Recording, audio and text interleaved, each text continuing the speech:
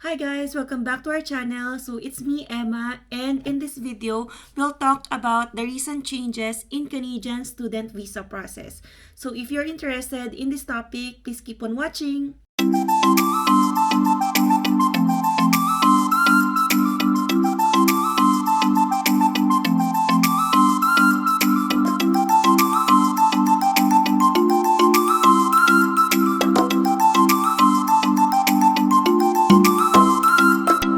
So before one can apply as an international student here in Canada, before you submit all the documents and applications before IRCC, you need to get or secure a letter of acceptance from a designated learning institution. So meron tayong big change regarding the acceptance letters that are being obtained from the designated learning institutions here in Canada.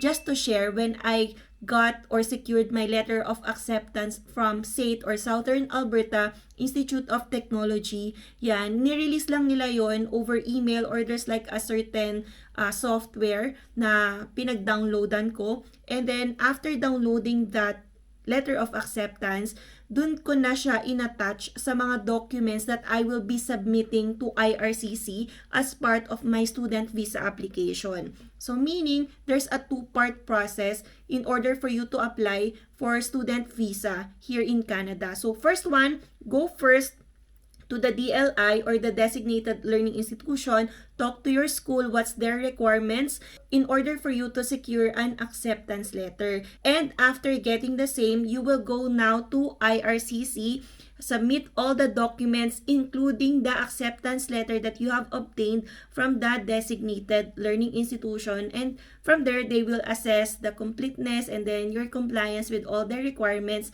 And then later on, after they see that everything is in order, you will be issued a student visa. But with the recent changes in Canadian student visa process, so merong pagbabago dito sa part ng acceptance letters coming from designated learning institutions. So bago natin i-discuss kung ano ba yung big change about the acceptance letters which got implemented just last December 1, 2023. So ano ba muna yung naging background or reason bakit nagkaroon ng mga pagbabago ngayon? So this is in connection with the news last June 2023. Meron kasing sumabog na issue about some 700 international students, mostly are Indians, and they were in the danger of being deported that time. So bakit? Because they have been found to have entered Canada on the basis of fraudulent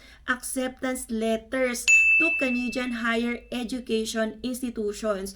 So, meaning, ito na nakitaan itong mga estudyante na to, and 700 yun na ang ginamit nilang acceptance letter para i-apply kay IRCC ay fake or fraud. Meaning, gawa-gawa lang, meaning hindi talaga sila nagranta ng mga designated learning institutions ng acceptance letters. So, pineke lang yun. So that's why nung June, ang unang hatol sa kanila almost na din ay ma-deport sila sa Canada. However, na-freeze naman tong order na to, hindi na sila natuluyang i-deport, although hindi sila totally cleared meron pa ring ongoing case about this. It's just that they are given opportunity para ma-prove na sila ay innocent, sila ay victims lang, and ang may kasalanan talaga dito ay ang mga immigration and educational institutions na nag-issue ng fake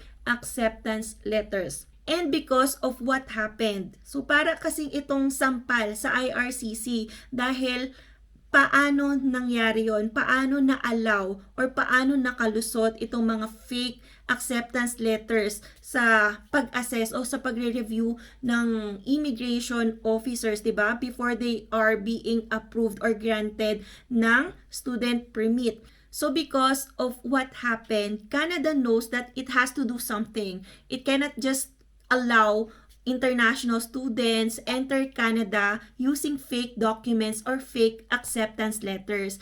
It still has to protect its international student program dahil big chunk or big money comes from international students.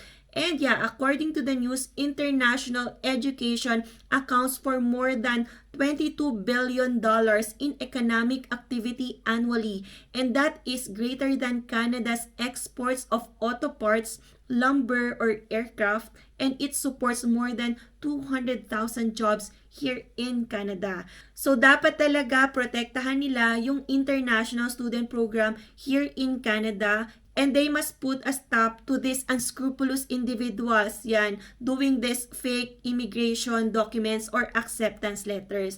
So unang-unang measure that Immigration Minister Mark Miller has implemented in order to strengthen Canada's international student program is number 1, verification of all acceptance letters.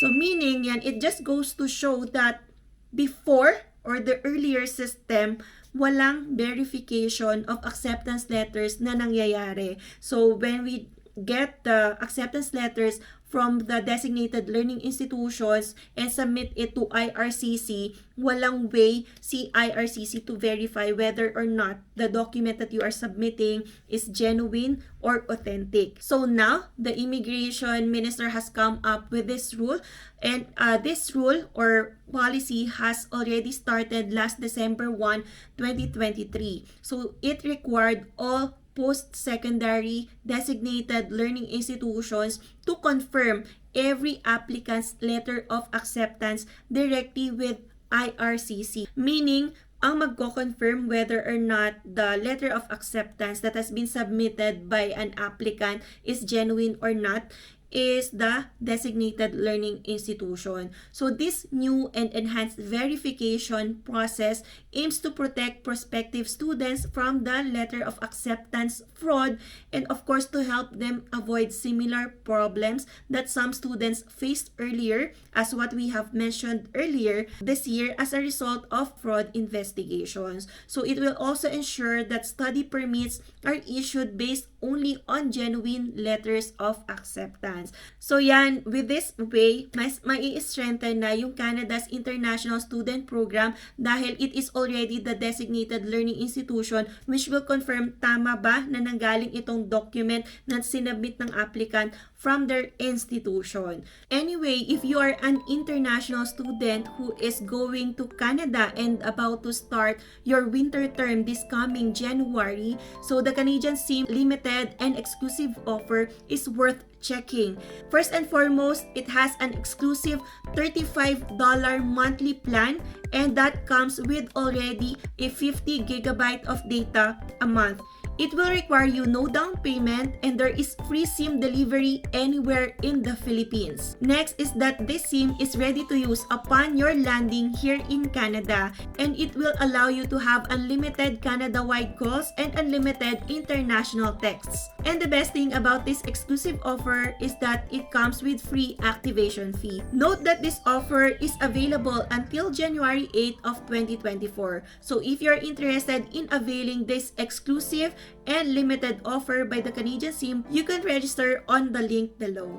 And now, let's move to the second measure that is going to be implemented by the Immigration Minister, Mark Miller. So, in time for the fall 2024 semester. So, next year pa naman ito, but time flies fast. So, you need to be ready, especially if you are a future international student.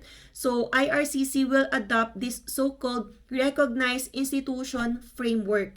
So this is to benefit, of course, the post-secondary designated learning institutions that set a high standard of services, support, and outcomes for international students. So what does it mean? So it means that these DLIs or the designated learning institutions na nakakuha ng recognized institution, parang 5-star kumbaga, or verified status. So kapag recognized institution ang napili nyong DLI o designated learning institution, ang sinasabi dito ay they will be getting a priority processing of study permits for applicants who plan to attend their school. So kapag napunta ka sa DLI, or yun yung inapplyan mong school, so ibig sabihin when you apply for student visa, mas mapapabilis ang processing dahil ipaprioritize ka for having enrolled in a recognized institution. So, hindi naman sinasabi that if you intended to apply before a designated learning institution na walang recognized institution na mark or star or whatever we call it, hindi ka na ma-approve. It's just that mas may priority lang silang mga applicants na nasa designated learning institutions na may recognized institution status. So sila yung uunahin compared sa mga applicants na mga DLI na walang status na recognized institution. So, yun yung mga pagbabago na na-implement na last December 1 at itong recognized institution na i-implement next year. So, for future international students, kindly take note of that because this may affect your application for student visa. So that's all for now, guys. I hope nakatulong itong video na to. If you like this video, please don't forget to click the thumbs up button. Subscribe na rin kayo if you have not yet subscribed. And don't forget to click the notification button in order for you to get notified of our future uploads. So yeah, I'll see you on the next one. Peace!